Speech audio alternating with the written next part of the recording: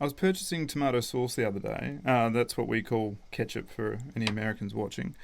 And I found myself with this weird sort of problem. I thought it'd be an easy thing just to go and buy some tomato sauce and go home. And what I was faced with was a wall of options, about 15 or 20 different types of tomato sauce that I could have bought. And so what should have been a simple option turned into this 15-minute stressful decision, which I should have just been able to pick one to replace the old one that we'd run out of. But more on that later. So the 1990s was a pretty big year for home recording, 1998 in particular. It was a pretty groundbreaking year, at least for production music, at least for like recording music in home. When we think of big events in music history, we often think of Les Paul inventing multi-tracking recording in the 40s, the invention of the Fender Telecaster and subsequent Stratocaster, basically the invention of the electric guitar. But in 1998, we don't really think of that as such a big deal in music history. Well, it was. Now, to understand why, we kind of need to go back to the 1970s, when a little company that you may have heard of called Yamaha were fiddling around with some technology that's kind of known as frequency modulation synthesis. Yeah, synthesizers, essentially. Using computers to replicate a sound, and so you didn't actually have to use that instrument. You could press a button and you'd hear a piano, but you weren't actually playing a piano. And this allowed for a whole sort of range of tones to be modeled and then used by people with synthesizers and stuff like that. Now, this affected the guitar world. Kind of a milestone was in 1982 when a guy, Tom Scholz, the guitarist for the band Boston, released this thing called the Rockman. Now, the Rockman was sort of the first large-scale attempt at being able to give guitarists something they could use in place of an amplifier to get the sound of an amplifier. So you didn't have to drag this amplifier around to get that sound. Now, following that, there was an appetite, there was a drive for amplifiers to be a bit more flexible, a bit more malleable, and a bit more dynamic in the tones that they could offer. So in 1989, SansAmp produced an amplifier that allowed its users to pick one of three different sounds from a guitar amp and a cabinet simulations. But that's not where it ends. It would only just really begun. It wasn't until 1998 that a company called Line 6 released a completely cabinet-independent modeling effects pedal that allowed amp simulations and pedal simulations, and that took off. And since then, there have been many different companies that have all produced their own amp modeling effects. But still today, Line 6 is at the forefront of amp modeling and simulation. Their flagship model is known as the Helix, and that takes amp modeling way past just EQ matching a cabinet and simulating that sound. It goes all the way down to testing what's happening at a component level in an amplifier to get a more authentic, real-world sound, way more in-depth than what came before that, all the way down to the amp circuitry. When I first heard about amp modding, it made perfect sense to me because I didn't have enough money to buy a bunch of guitars and effects, and I had this little Zoom pedal that had an amp mod in it, and it showed about 5 or 6 different amps, and these weren't even copies of actual amps. They were just high gain amp, tube amp, blues amp, so on and so forth, things like that. And I didn't really realize what it did, and it wasn't until I listened to it and understood that a guitar amplifier is in many ways just an EQ mask that filters out the really low frequencies at about 40 hertz and chops off the really high frequencies about 10,000 hertz, and with the bulk of the sound really happening in between 100 hertz and 5k hertz. Now, different amplifiers have different frequency responses, and they also do different stuff in the middle. Some push certain middle frequencies up, some keep them down, some compress sound a little bit. So every amp is different in a certain way, and that's what amp modeling is. They will take an amp, they will listen to its frequency response, how it acts to a certain signal inputs, and then they'll save that, and then you can use that as an amp mod. So after getting my first taste of this tonal sculpting, I could appreciate what an amp model did, but it wasn't until I got my first Pod X3 Live that this really became a serious part of my guitar playing. I was able to simulate a Marshall amplifier, and in a different song I could simulate a Fender amplifier with the gain turned up. You could simulate whether that was being recorded by a condenser microphone that was off-axis or on-axis, how far back it was to include how much sound of the room you wanted. There were all these different real-world things that happen when you record a guitar amp that you could simulate.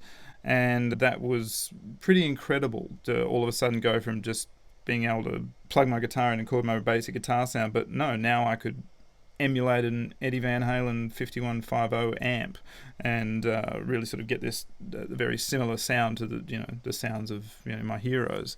And it wasn't just guitar amplifiers; it was pedals. You could add wah pedals, delay pedals, distortion pedals. The list goes on and on. And at no point in history had a guitarist ever before been able to, carry one thing onto a stage and have access to all these tonal sculpting instruments. But there is a downside.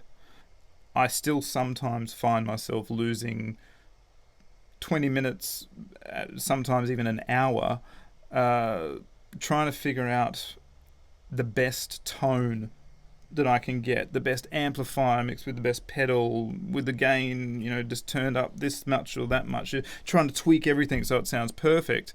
And before long, I realised I've lost an hour of time that I could have been recording, that I could have been playing, that I could have been recording something really cool. And while having a decent tone is important, you do want to record a good sound into whatever you're recording. But the truth of the matter is 99% of people are never going to be able to tell whether you're using a Fender or a Marshall or some other combination of boutique amp whatsoever. You really don't want to be stuck in that aisle trying to figure out what source you need to buy. And to exacerbate this, you realize that a lot of the greats that we often idolize or copy just stuck to one or two sounds. They didn't have this huge plethora of sounds to choose on. Bedroom guitarists are notorious for having 10 guitars and barely ever playing any of them. But if you consider some of the greats, especially the early pioneers of tone and things that people always want to aspire to, these guitarists, while they have an impressive guitar catalogue, they really just stick to one or two sounds. Clapton turned his amp up to 10. When he was with the Blues Breakers, there was no distortion pedal. He just turned that thing up. He's got a very impressive collection of guitars, but even to this day, he predominantly just plays a Fender Stratocaster. Same for Angus Young. Can you think of him playing anything other than a Gibson SG, turned all the way up through whatever amplifier? No, you can't. I can't. Hendrix did play around with a certain amount of tones, but even today his signal chain would be considered very basic. He had a univibe, he had a wah pedal and a fuzz face distortion. Pretty much it. And even though he did play around with some guitars, it was almost exclusively, when you think of Hendrix, it's Hendrix playing a Fender Stratocaster. If you think of B.B. King, now he played some different guitars earlier on, but when you think of B.B. King, you really think of by the end of his career, he pretty much exclusively played on an ES335, a Gibson hollow body guitar, through an amplifier that was almost about to distort, but not quite. A bit of treble here, a bit of bass there, on and off, but it was always the same tone. And I think the danger we face as musicians is getting lost and distracted with the amount of sounds that we have available to us, and instead of focusing on writing better songs, we seem to get caught up in this idea of the perfect tone will mean the song's amazing, and that's just not the case. One of the biggest instigators in my creative process is my wife, and that is because I'll often play 3 or 4 different types of distortion, the amp the guitar slightly different way or whatever. I'll play her the final results, and she'll listen to all three, and she goes, "Yeah, they all sound slightly different, but in generally, it all sounds the same. It's a distorted guitar." I mean, it burns me to admit that, but she's right. I can only usually hear it months after I've recorded, and I come back to it, and I'm like, "Yeah, it's a distorted guitar. It sounds good," and it's you have to remove yourself sometimes from that process. I think the term is turning the canvas to the wall. Distorted guitars are distorted guitars on varying scales. There's a lot of different types of distortion, but at the end of the day, unless it sounds drastically different, wasting your time on getting the perfect type of distortion on the guitar can be a waste of time. It'd be a mistake to think that if Angus Young used a different guitar or a different amp in Back in Black, it wouldn't be as big as a hit as it was. It would have been. It's the song that's amazing. Years ago, when I was doing a tour of Sun Studios, the tour guide told us about this story. One of the first times distortion was recorded, and the story goes that the amp got damaged somehow, and when they recorded it, it made this sort of buzzy, weird sound, and they liked it, so they went with that, gave it a certain quality to the music. So there's no such thing as a good or a bad sound, good or bad distortion, good or bad tone. It's like art, it's in the eye of the beholder, it's a matter of taste. And I think the big downside isn't connected to the sound so much, or even the time we waste trying to get that perfect sound. It's more so that we are chaining ourselves and becoming more dependent on computers. And with that, we need updates and patches and newer versions. And if you update your software on your computer, then you need to update other things. Then you have drivers not matching. Often these foot pedals that have got all these mods on them require you to update them and make them compatible with new operating systems. For example, when you have an update, you need to be able to download it and put it in the patch. Digital things require updating and maintenance, and when a new operating system comes out that you have to upgrade to, now certain systems might not be aligned, and then you have to upgrade them. Everything has to be kept upgraded to the latest version, and you start having to become part musician, part IT tech. And happens all the time with foot rigs. I was just upgrading one of the drivers on my foot pedal, and it wouldn't work, and so I had to get into a support forum and just looking through all these pages and pages of people with the same problem, just absolutely suffering in the comments. And what made it worse was I saw some of the posts were 8 years old, and still no one had been bothered to fix it or put out a patch for it to be fixed, because they'd moved on to 2 or 3 generations of foot pedal after that. And to be honest, I don't think the company cared anymore. Seeing that kind of makes you realize that, yeah, you're going to get a cool pedal, you're going to be able to use it for a certain amount of time, but there's going to be a certain time where the company you bought it from doesn't want to support it anymore, doesn't care about it, and it might work fine, but you won't be able to plug it into a computer one day. It'll be not compatible with the computer that you've got. And if you're trying to record it digitally, maybe it will just stop working. Analog foot pedals don't have that problem. I've got a couple of analog foot pedals I bought 20 years ago. They still work exactly the same today as they did back then. As artists, I think we need to be more focused on the art we create, more than the plethora of sounds and tones and whiz-bang objects that we can use to write our songs, and avoid the distractions and suffering from choice paralysis, so we don't end up standing in front of a wall of tomato sauce wondering which one we can buy to go home and throw it all over our pizza. You thought I was going to say sausage or hamburger, didn't you? You didn't think, who sticks tomato sauce on pizza?